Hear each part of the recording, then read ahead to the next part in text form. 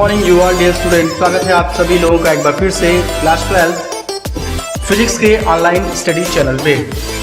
आज के इस लेक्चर में हम डिस्कस कर रहे हैं features of electric lines of forces, वैद्युत बल रेखाओं के गुण के बारे में। प्रीवियस लेक्चर में हमने पढ़ा था वैद्युत बल रेखा क्या होता है, वैद्युत बल क्या होता है। उसमें हमने देखा था कि कोई एक पॉजिटिव चार्ज था, किसी भी चार्ज का अपना एक फील्ड होता है, उस फील्ड के भीतर कोई भी दूसरा चार्ज अगर आए तो ये वाला चार्ज जिसका ये फील्ड है वो उस पर क्या करेगा, एक फोर्स एक्सर्ट करेगा, एक फोर्स लगाएगा।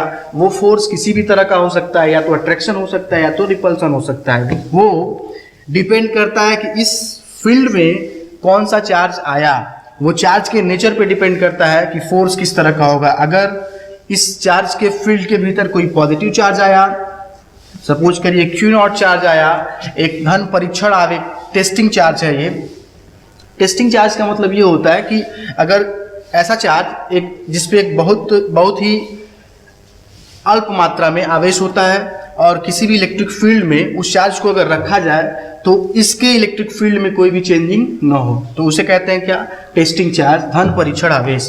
तो ये प्लस क्यू चार्ज था, इसका एक इलेक्ट्रिक फील्ड था, उस इलेक्ट्रिक फील्ड में एक क्यू नॉट चार्ज रखा गया है, टेस्टिंग चार्ज। अब ये क्या करेगा, ये क्यू, ये पॉजिटिव चार्ज है तो ऑब्वियसली ये वाला इस पे फोर्स लगाएगा। किस तरह का फोर्स होगा, दोनों पॉजिटिव चार्ज हो गए तो क्या होगा, रिपल्सन फोर्स होगा। तो ये इसको बाहर की तरफ भगाएगा। तो जिस पाथ से ये होके जाएगा, जिस पाथ से ये Q0 होके जाएगा, वही क्या होगा, उसी पाथ को अगर हम ट्रेस करें तो एक कर्व बनता है। उस कर्व को कहते हैं क्या, इलेक्ट्रिक लाइंस ऑफ फोर्स, वैद्युत बल रेखा। तो कल प्रीवियस लेक्चर तक आपने ये सारी चीजें पढ़ी थी। आज के इस लेक्चर में हम डिस्कस करेंगे कि इलेक्ट्रिक लाइन ऑफ फोर्स की जो साइलेंट फीचर है, इनकी क्या क्या प्रॉपर्टीज हैं, प्रॉपर्टीज के बारे में। तो पहली प्रॉपर्टी है, आपने पढ़ी थी कि इलेक्ट्रिक लाइन ऑफ फोर्स जो होती है वो क्या होती है, वो प्लस चार्ज से निकलकर माइनस चार्ज की तरफ जाती है और माइनस चार्ज की तरफ जाके वहां पे समाप्त हो जाती हैं। तो प्लस क्यू एक चार्ज था, पॉजिटिव चार्ज, तो यहां से क्या हुआ था, और एक निगेटिव चार्ज था, तो प्लस से माइनस की तरफ गया हुआ था।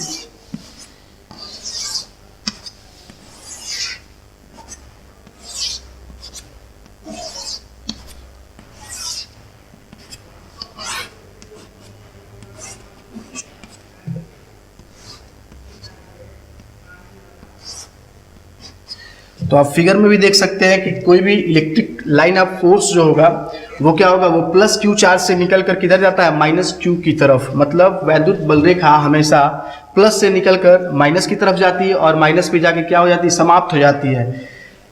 इसी तरह की एक रेखा बल रेखा होती है मैग्नेटिक फील्ड में भी, चुंबकीय बल रेखा जिसे कहते हैं। चुंबकीय बल रेखा क्या होती है, वो नॉर्थ पोल से साउथ पोल की तरफ जाती है, आप पढ़े हैं क्लास 10th में, N2S की तरफ जाती है, लेकिन वो समाप्त नहीं होती है। दोनों में यही डिफरेंस है। इसमें क्या है कि ये प्लस से निकलकर माइनस की तरफ जाएगी और यहाँ पे समाप्त हो जाएगी, लेकिन जो चुंबकीय बल रेखा होता है वो N से निकलकर S की तरफ जाती है, लेकिन वहां पे वो समाप्त नहीं होती है, वो चक्करदार होती हैं।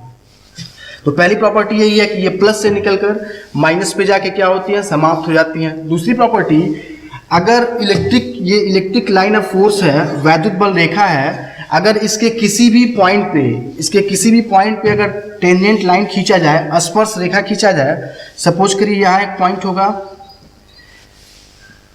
इस पॉइंट पे अगर फोर्स का डायरेक्शन पता करना हो कि जो बल लग रहा है उस बल की दिशा किधर होगी, तो आप क्या देख सकते हैं कि इस पॉइंट पे एक टेंजेंट लाइन ड्रॉ करेंगे, उस बिंदु पर लगने वाले बल की दिशा जो होगी उस बिंदु पर खींचे गए स्पर्श रेखा की दिशा में होगी। ये क्वेश्चन पूछा जाता है। यहाँ पे अगर पता करना आपको फोर्स कहाँ लगेगा, इस पॉइंट पे फोर्स किधर लगेगा, तो आप देख सकते हैं यहाँ से टेंजेंट लाइन खींचे तो जो फोर्स का डायरेक्शन होगा वो इस पे होगा। मतलब वैद्युत बल रेखा के किसी भी बिंदु पर खींची गई स्पर्श रेखा उस बिंदु पर लगने वाले बल की दिशा को प्रदर्शित करती है। ये दूसरी प्रॉपर्टी थी कि वैद्युत बल रेखा के किसी बिंदु पर अगर स्पर्श रेखा खींचा जाए तो वो क्या करेगा, वो उस बिंदु पर लगने वाले बल की दिशा को दिखाएगा। तीसरी प्रॉपर्टी क्या है कि ये बल रेखा कभी भी एक दूसरे को काटती नहीं है। वैद्युत बल रेखा कभी भी एक दूसरे को काटेंगी नहीं।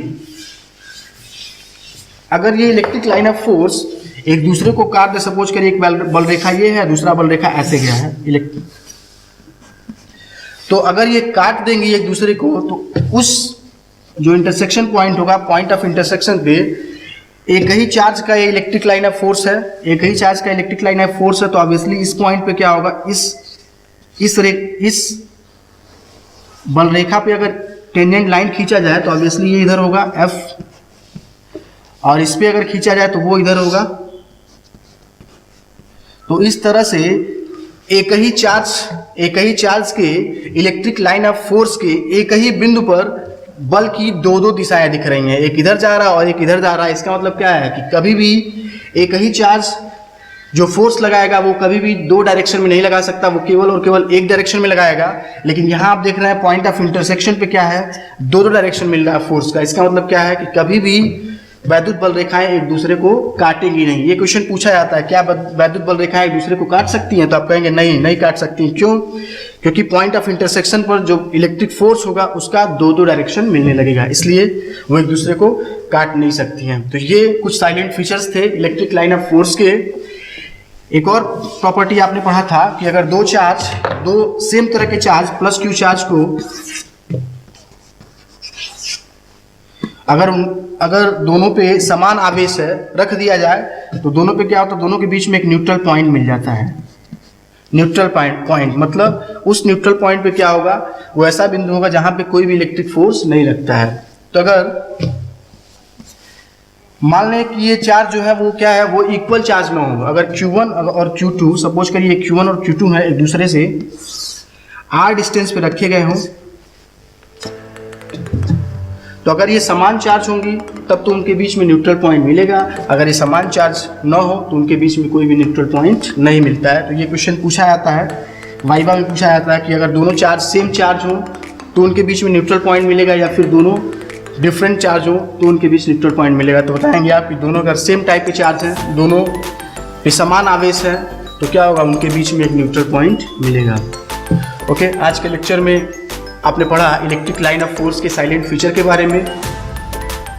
आपके लिए होमवर्क होगा कि प्रीवियस जो भी क्वेश्चन सॉल्व कराए गए हैं न्यूमेरिकल प्रॉब्लम, आप उसको सॉल्व करिएगा कूलाम्स लॉ पे बेस्ड। Okay, thank you.